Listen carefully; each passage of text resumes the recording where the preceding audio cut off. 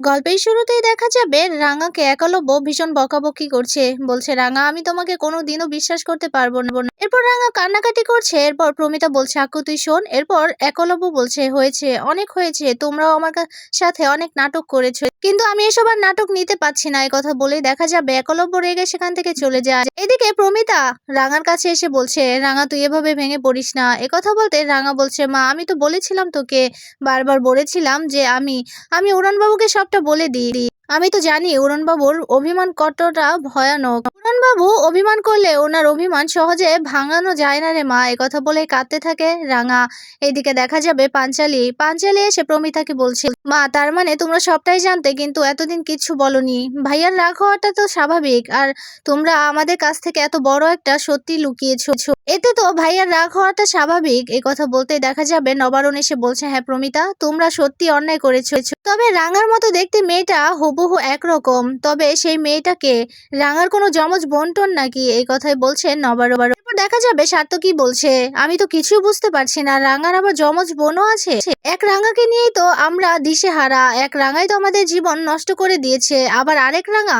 এই কথা বলতেই দেখা যাবে অঙ্কুর বলছে মেজদা তুমি এবার থামো না, দেখছো তো সিরিয়াস বিষয় নিয়ে কথা হচ্ছে। এরপর সার্থকী বলছে হ্যাঁ আমি সিরিয়াস কথা বললেই তোমাদের কাছে ফান মনে হয়, আমি সিরিয়াস কথাই বলছি অঙ্কুর। এতদিন রাঙা আমাদের জীবনটা তেজপাতা করেছে, এবার রাঙার মতো দেখতে আরেকটা মেয়ে। এই কথা বলতেই দেখা যাবে ময়না বলছে তার মানে এতদিন ওই রাঙার মতো দেখতে মেয়েটা এই বাড়িতেই ছিল রাঙা সেজে? মা মা কত কি দেখতে হবে। একলব্যর ঘরে কিনা ওই মেয়েটা ছিল। এই কথা বলছে। এরপর সার্থকী বলছে ওদেরটা ওদের বুঝতে দাও, চলো এখান থেকে। এই কথা বলেই দেখা যাবে সার্থকী ময়নাকে নিয়ে চলে যায়। ওইদিকে এসব কিছু দেখে ভীষণ খুশি হয়েছে বৃন্দা। বৃন্দা হেসে হেসে বলছে ভালোই আগুনটা জ্বালিয়েছি ঠিক জায়গা মতো। এরপর দেখা যাবে সত্যজিৎ সত্যজিৎ রাঙাকে বলছে রাঙা এভাবে ভেঙে পড়ো না, তুমি এভাবে ভেঙে পড়লে একলব্যকে কে বোঝাবে বলো তো। এরপর দেখা যাবে রাঙা বলছে না রে সত্যজিৎ স্যার আমি কিছু বুঝতে পারছি না, আমি উড়নবাবুর কি করে রাগটা ভাঙাবো, আমি কি ভেবেছিলাম আর কি হয়ে গেল। এরপর প্রমিতা বলছে সব দোষ আমার, আমি বারণ করেছি রাঙাকে, রাঙা সবটা বলতে চেয়েছিল সত্যজিৎ, আমি রাঙাকে বারণ করেছি। এই কথাই বলছে প্রমিতা আর কাঁদছে। এরপর নবারুণ এসে বলছে শোনো যা হবার তা হয়ে গেছে, এখন রাঙা তুই এভাবে ভেঙে পড়িস না। আর শোন তোর কিন্তু এখন এসবটা মানায় না, তোর আর তোর নিজের বাচ্চার খেয়াল রাখতে হবে, এমনিতে অনেক বড় একটা বিপদ থেকে উঠেছিস, আর এখন যদি এভাবে কান্নাকাটি করিস তাহলে আমার নাতি নাতনির কিন্তু সমস্যা হতে পারে, তাই তুই এভাবে ভেঙে পড়িস না। আক্কু আক্কু একদিন ঠিক বুঝবে, ওকে একটু সময় দে দেখবি সবটা বুঝতে পারবে। এই কথা বলতেই দেখা যাবে প্রমিতা বলছে হ্যাঁ রাঙা হ্যাঁ চল এবার ঘরে চল। এদিকে দেখা যাবে ঠাকুর মশাইয়ের পুজো শেষ হয়ে গেছে, কিছুই বলতে পারছে না। এরপর ঠাকুর মশাই বলছে আচ্ছা মা জননী আমি এবার আসি। এরপর দেখা যাবে প্রমিতা অঙ্কুরকে বলছে অঙ্কুর ওনার দক্ষিণাটা দিয়ে দাও। এই কথা বলতে অঙ্কুর বলছে হ্যাঁ হ্যাঁ ঠাকুর মশাই আসুন। এই কথা বলে অঙ্কুর ঠাকুর মশাইকে দক্ষিণা দিয়ে চলে যেতে বলে। এরপর ঠাকুর মশাই চলে যায়। এইদিকে দেখা যাবে বাড়ির পরিবেশটা পুরোই থমথমে, একলব্য আর বাড়ি ফিরেনি। এরপর প্রমিতা রাঙার ঘরে গেছে, বলছে রাঙা আক্কু তো এখনো ফিরলো না। এরপর রাঙা বলছে অরুণবাবু কোথায় গেল রে মা, এত রাত হয়ে গেল এখন অরুণবাবু এলো না। এই কথাই বলছে রাঙা। ওইদিকে দেখা যাবে বৃন্দা আড়ালে থেকে সবটাই শুনছে। এরপর বৃন্দার ফোনটা বেজে ওঠে, এরপর বৃন্দা চলে যায়। এদিকে দেখা যাবে আহিরি ফোন করেছে বৃন্দাকে, আহিরি ফোন করে বৃন্দাকে বলছে বড় বৌদি তুমি এটা কি করেছো, তুমি কেন ভিডিওটা ভাইরাল করেছো। এরপর বৃন্দা বলছে কেন আহিরি ভিডিওটা ভাইরাল করাতে কি এমন হয়েছে। এরপর আহিরি বলছে তুমি কত বড় একটা ব্লান্ডার করেছো তুমি কি জানো, আমি প্ল্যান করেছিলাম এই মেয়েকে দিয়ে আমি আমার কাজগুলো উদ্ধার করব, তুমি তুমি কি না এই একলব্যর সামনে ওই মেয়েটাকে এক্সপোজ করে দিয়েছো, এখন আমার সব প্ল্যান তো জলে চলে গেছে। কথা বলতেই দেখা যাবে বৃন্দা বলছে আমি তো রাঙার ক্ষতি করতে চেয়েছিলাম, রাঙাকে যেন একলব্য ভুল বুঝে, তুমিও তো এটাই চেয়েছিলে তাই না আহিরি। এরপর আহিরি বলছে হ্যাঁ আমি চেয়েছি কিন্তু এইভাবে না, সে যাই হোক তুমি যেটা করেছো একদম ভালো করনি, তবে এখন তো সবাই জেনেই গেছে। এরপর দেখা যাবে বৃন্দা বলছে জানো তো আহিরি রাঙার মুখটা দেখার মতো হয়েছে, একলব্য রাঙাকে অনেক ভুল বুঝেছে, বাড়ি থেকে চলেও গেছে। এরপর আহিরি বলছে কি বলছো কি। এরপর বৃন্দা বলছে হ্যাঁ হ্যাঁ আহিরি আমি আর বলছি কি ওদের মধ্যে ফাটলটা বেশ ভালোই ধরেছে। এই কথা বলতেই দেখা যাবে আহিরি বলছে ঠিক আছে আমি রাখছি। এই কথা বলে ফোনটা রেখে দেয়। এদিকে দেখা যাবে আহিরি বলছে এবার তো মাত্র শুরু রাঙা, তোমার কাছ থেকে আমার একলব্যকে আমি ঠিক কেড়ে নেব, আমার কাছ থেকে যেভাবে কেড়ে নিয়েছিলে আমিও ঠিক তোমার কাছ থেকে সেভাবেই কেড়ে নেব। তাতে তুমি আর তোমার বেবি যদি মরেও যাও তাতেও আমার কিচ্ছু যায় আসে না। এই কথা বলে হাসছে আহিরি।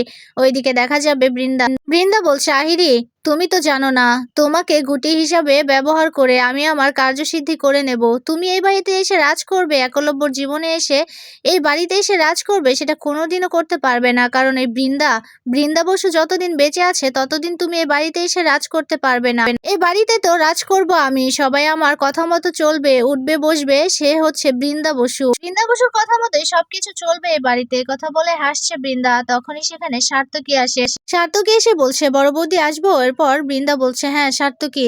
এরপর বৃন্দা মনে মনে বলছে, কি সার্থকী কি কিছু শুনে ফেললো নাকি? এরপর সার্থকী এসে বলছে, বড় বৌদি এসব কিছু কি হচ্ছে আমি কিছুই বুঝতে পারছি না, রাঙার যমজ বোন? এরপর বৃন্দা বলছে, হ্যাঁ হতেই পারে, দেখলেই তো ভিডিও। এরপর সার্থকী বলছে, বড় বৌদি তুমি আগে থেকে এইসব কিছু জানতে? এরপর চমকে যায় বৃন্দা। এরপর বলছে, কি বলছো কি তুমি? এরপর সার্থকী বলছে, হ্যাঁ বড় বৌদি আমি বুঝতে পারছি ভালোই যে তুমি সবটা জানতে। এরপর বৃন্দা বলছে, হ্যাঁ আমি জানতাম। তো কি হয়েছে? ওইদিকে সভ্য এসে সবটা শুনে নেয়। এরপর সভ্য আড়ালে থেকে সবটা শুনে দৌড়ে চলে যায় প্রমিতা আর রাঙার ঘরে। এরপর রাঙাকে গিয়ে বলছে, রাঙা তুই ঠিক আছিস তো এখন? এরপর রাঙা বলছে, হ্যাঁ বর্দাবাবু আমি এখন ঠিক আছি। এরপর দেখা যাবে সভ্য বলছে, মা তোমার সাথে কথা আছে। এরপর প্রমিতা বলছে, হ্যাঁ বল। এরপর সভ্য বলছে, জানো তো এই ভিডিওটা কে ভাইরাল করেছে? এই ভিডিওটা ভাইরাল করেছে বৃন্দা সবকিছুই জানতো আগে থেকে। এই কথা শুনে চমকে যায় প্রমিতা। এরপর রাঙা বলছে, হ্যাঁ আমি আগে আন্দাজ করতে পেরেছি, কিন্তু মা আমাকে এক্ষুনি ওই মেয়েটার সাথে যোগাযোগ করতে হবে, ওর সাথে কথা বলতে হবে, ওকে ওখান থেকে সরাতে হবে। এরপর প্রমিতা বলছে, রাঙা আমি সব ব্যবস্থা করে ফেলেছি। এরপর রাঙা বলছে, না ব্যবস্থা করলেই চলবে না মা, আমাকে যেতে হবে ওখানে, আর ওই হোম থেকে কি করে ভিডিওটা করেছে, কে বা কারা করেছে সেটাই আমাকে খুঁজতে হবে, আর ওই ম্যাডামকে ভালোভাবে ভয় দেখাতে হবে। ওকে যে বলে এসেছি, আমার মনে হচ্ছে ওই এসব কিছু করেছে বড় বৌদির সাথে হাত মিলিয়ে। এই কথা শুনে প্রমিতা বলছে, তুই একদম ঠিক কথাই বলেছিস, আজকে তো যাওয়া যাবে না, আজকে অনেক রাত হয়ে গেছে, কাল সকালবেলা আমি আর তুই যাবো। এই কথাই বলছে প্রমিতা। ঠিক তখনই দেখা যাবে একলব্য মদের একটা বোতল নিয়ে ড্রিঙ্কস করে বাড়ি ফিরেছে। বাড়িতে এসে চিৎকার চেঁচামেচি শুরু করে দিয়েছে। ড্রয়িং রুমে এসে বলছে, রাঙা আমি তোমাকে কোনো দিনও ক্ষমা করব না, কোনো দিনও না, তুমি আমার মনটাকে ভেঙে দিয়েছো। এভাবে চিৎকার চেঁচামেচি করছে একলব্য। এরপর বাড়ির সবাই তো চিৎকার শুনে ড্রয়িং রুমে চলে যায়। এরপর পাঞ্চালি গিয়ে একলব্যকে শান্ত করার চেষ্টা করে, কিন্তু একলব্য কিছুই শোনে না, পাঞ্চালির কোনো কথাই শোনে না। অঙ্কুর এসে বলছে, একলব্য তুমি এসব কি করেছো? এরপর একলব্য হেসে হেসে বলছে, অঙ্কুর দা তুমি একটাবার ভেবে দেখো, আমার দিদিভাই যদি তোমার সাথে এভাবে দিনের পর দিন মিথ্যে কথা বলে, এত মিথ্যে কথা বলে, তখন কি তুমি আমার দিদিভাইকে ছেড়ে দেবে? রাগ করবে না? তখন রাগ তো করবে, আমার রাগ করাটা স্বাভাবিক। আমি আর রাঙাকে কোনো দিনও বিশ্বাস করতে পারবো না। এদিকে দেখা যাবে প্রমিতা, সভ্য আর রাঙা নিচে চলে আসে। রাঙা একলব্যর এই অবস্থা দেখে ভীষণ কষ্ট পেতে থাকে। ওইদিকে দেখা যাবে সার্থকী আর বৃন্দা কথা বলছিল। তখন সার্থকী বলছে, এই একলব্যর কণ্ঠ না, কি হয়েছে বাইরে, চলো তো গিয়ে দেখি। এরপর বৃন্দা আর সার্থকীও নিচে চলে আসে, সবটাই দেখতে থাকে। এরপর দেখা যাবে নবারণ একলব্যকে বলছে, আক্কু তুই কি করেছিস, এগুলো কি ছাইপাশ খেয়ে এসেছিস? এরপর একলব্য বলছে, আমি তো এখন থেকে এসবই খাবো। এরপর দেখা যাবে সার্থকী এসে নবারণকে বলছে, বাবা ও যা করেছে একদম ঠিক কাজ করেছে।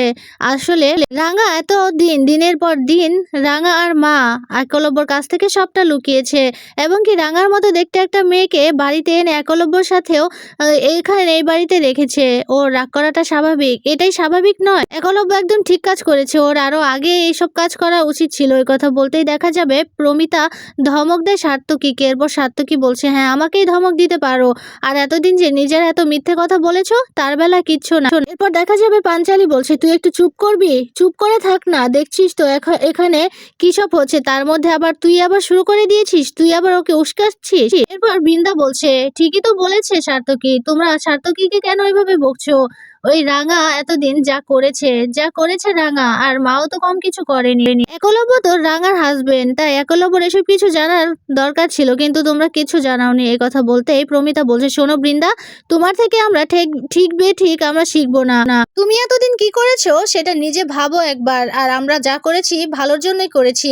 আর শোনো বৃন্দা, আমরা কিন্তু সবটা জানি, এই সব কিছুর পেছনে কে বা কার হাত আছে সবকিছু আমরা জানি। এরপর দেখা যাবে বৃন্দা হেসে হেসে মনে মনে বলছে, সে যাই হোক, তোমরা জানলে কি আর না জানলে কি, আগুনটা তো আমি ঠিক জায়গায় ধরিয়েছি।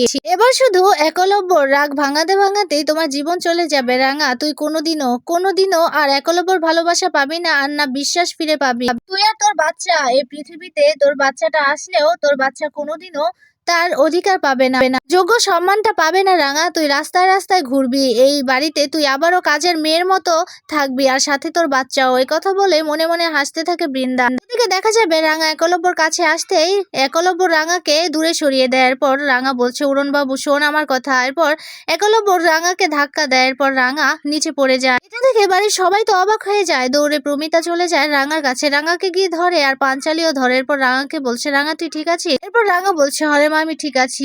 এটা ভেবে একলব্যর দিকে তাকিয়ে রাঙা কান্নাকাটি করতে থাকে। এদিকে একলব্যর কোনো হুঁশ নেই। একলব্য চিৎকার করে বলছে, আমি কোনোদিনও ক্ষমা করতে পারবো না, কোনোদিনও না। তুমি আমার ঘরে যাবে না রাঙামতি, তুমি আমার ঘরে যাবে না। এই কথা বলে একলব্য নিজের ঘরে চলে যায়। এদিকে রাঙা কাঁদতে থাকে। এরপর পাঞ্চালি আর প্রমিতা রাঙাকে ধরে কাঁদতে থাকে।